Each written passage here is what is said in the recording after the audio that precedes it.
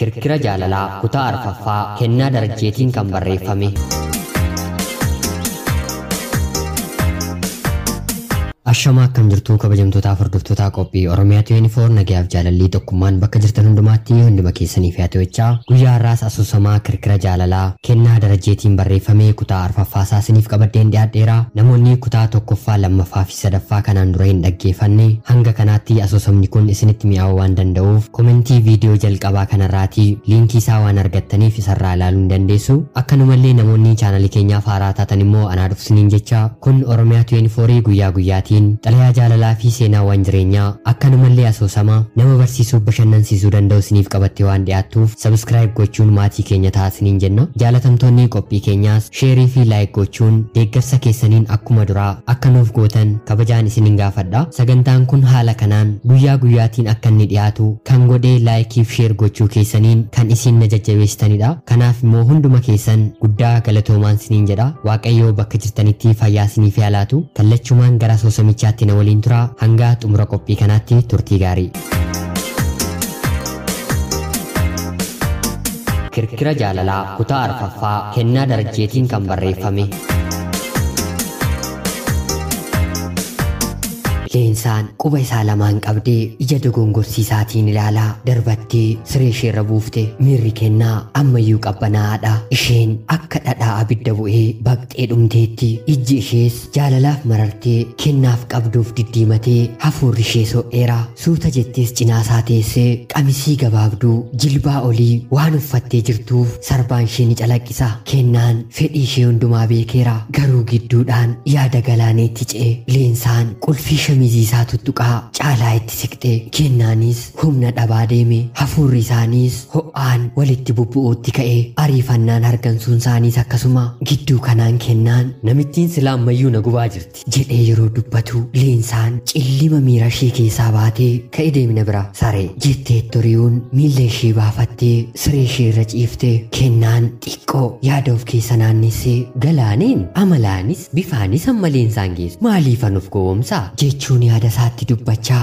harka Leensaa qabe. Leensaan waan dallanteef homaas miirri itti hin dhagahamne. Kophee isaas baafatee gara isheetti siiquun adda ishee tuqsiise. Leensaan yaaliin ishee kana duraa waan milkaa'uu dideef imimmaan buusteetti. Kennaan kana yeroo argu hedduuttis rifate. Sagalee gadi qabatees poolisii taatee laphee akkasii akkamitti horatte dhuguma ati nama qulqulluudha jechuun addisaaf addi ishee kan wal qabatanii itti dabaluunis hidhii ishee fidhii isaa wal simsiise. Qubasa guddaadhaanis imimmaan ishee haqee adda isheerraa gochuun ishee dhungate. Leensaanis hidhii ishee ilkaaniin ciniinaa fuula gammachuu tokko itti ibsite. Ijji kennaas reefu lafa arguu jalqaba. Bareedina addaa karaa kamiinuu muudaa kan hin qabne hammannaa harkasaa keessatti yeroo argu addunyaa kaleessaa hundumaa jibbe. Daqiiqaa muraasa keessattis galaanee isaa biraa galee lamaan isaaniis fuulaaf fuula ciisanii ija keessa wal ilaalaas wal quufuu dadhabanii. Kennaanis ani kaleessa eessan ture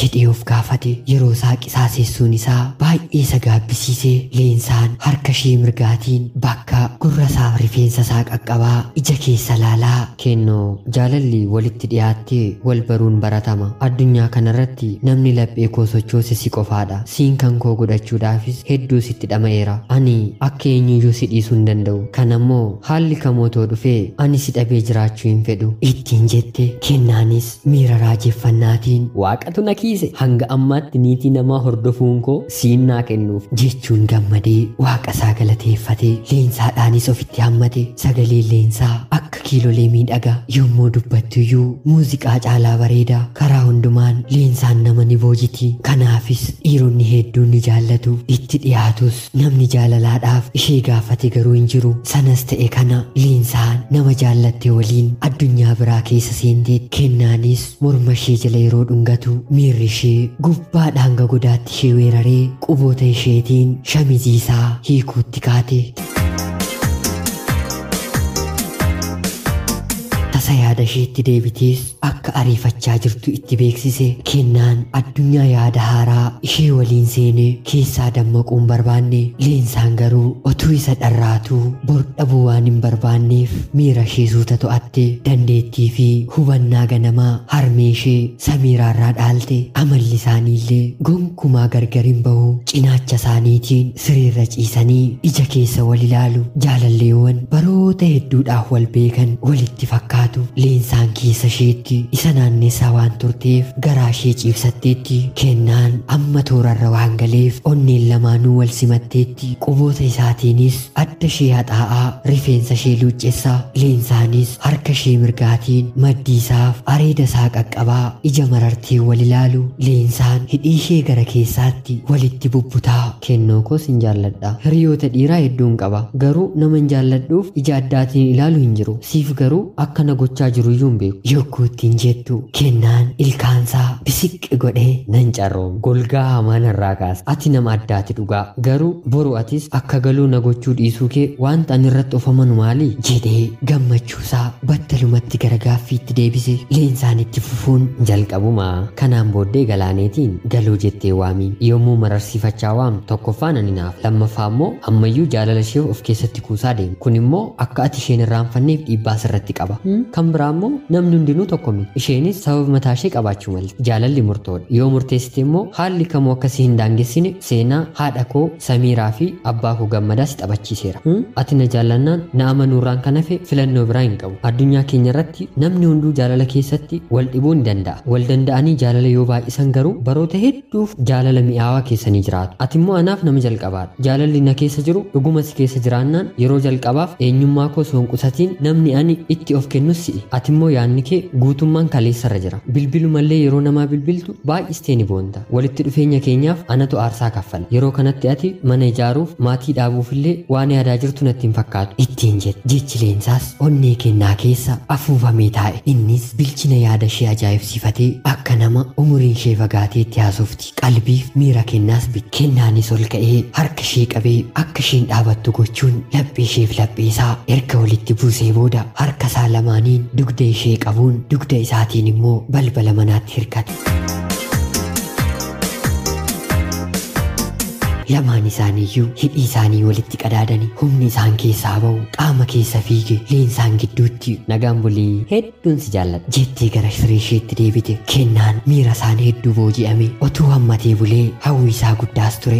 Garuu miiruma jaalalaatu isa dhibeef malee poolisiif garaan isaanii gamu fooxaa harka isaarraa adda hin baane ofitti maruun anis hedduun si jaalladha nagaan naa bulii jechuun harka ishee qabee dhungatee yogguu laabanu Leensaan kennoo jechuun sagalee miidhagaa sanaan miira mararteen ofitti waamte. Kennaanis harka tokkoon balbala qabee oo Leensaa na waamte yogguu ittiin jedhu akka yaada isaatti na bira buli jettee waan isa waamtetti fakkaate. Leensaanis itti fufuun sa'aatii kanaa eegaltee akka fooxaa kana gattuun barbaada. Ganama nan deema. Leenjiif guyyaa 3 waan ta'eef dafeen hin deebi'a. Ati garuu waan hundumaan jijjiiramtee akka argamtu abdiif amantii guddaan qaba yogguu ittiin jettu. Kennaan tole giiftii dure jechuun gara mana boqotuutti qajeele. Miirri jaalalaa lamaan isaanii akka arfaasaa birraa miidhagdee biqiluus eegalteetti. Kennaan kana dura dubara hin amanus hin jaalladhus kan jedhu ture harka Leensaa keessatti kufuunsaa irratti beeksise. Fooxaan waggoota hedduudhaaf harka isaarraan buufne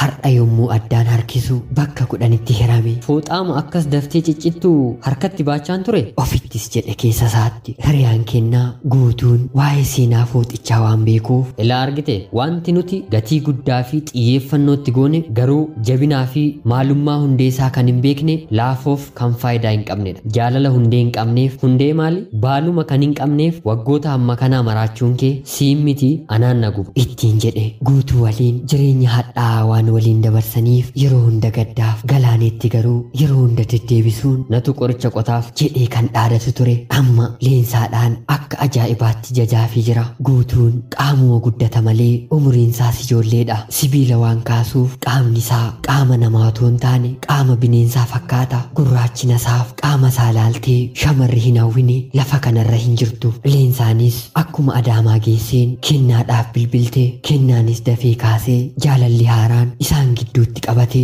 abbaa fedhe sinaafsisa. Miirri isaan gidduu jiru waanuma addaati. Erga waliin haasa'anii xumuranii Leensaanis jaalala ishee mirkaneeffatte. Abbaa ishee obbo Gammadaadhaafis bilbiltee akka jaalalli ishee qabetti himte. Yommuu isheen bilbiltu harmeen ishee Samiiraan harka mirgaa obbo Gammadaa boraafattee dhaggeeffatti. Gammadaan dur Samiiraaf jedhee erga biyyaa ba'ee maatii isaa quba hin qabu. Kan Samiiraa silaa haaloodhaan dhumaniiru. Hojii poolisii fedhii ishee eeguuf malee heerumtee qabeenya maatii isheetiin akka jiraachiftuu fi sanyii isaanii akka baay'istuuf hawwii qabuuf ture. Amma garuu sagalee gammachuu dhagahaniiru. Kennaan yommuu isheen walgahii teessu ergaa gabaabaan akka xumurteetti dafii naa koot jedhee ariifate.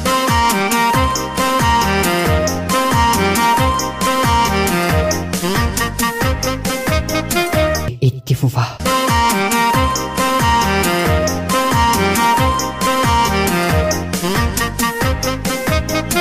Kirkira jaalalaa kutaa arfaffaa kennaa darajjeetiin kan barreeffame. Jaalatamtootaaf hordoftoota qophii Oromiyaa 24 asoosamaa kirkira jaalalaa kutaa arfaffaa irratti akka bohaartan homaa shakkii tokko illee hin qabu. Haala qindeeffamaa qophii keenya irratti yaada nuuf laachuu dandeessu jecha kutaa shanaffaan asoosama keenyaas ittuma fufaa. Akkuma amma dhageessan kennaa fi leensaan jaalalleewwan tokko ta'aniiti jiru. Mee jaalalli isaanii itti fufamoo hin dhaabbata kan jedhu immoo walumaan kutaa isattaanutti qabadhee waan hin dhiyaadhuuf laayikii fi sheer gochuun nu deeggaraa jecha Rabbii addunyaa kanaaf araara isaa buusu. Kutaa saxxaanu waliin hanga walitti deebinutti turtii gaarii.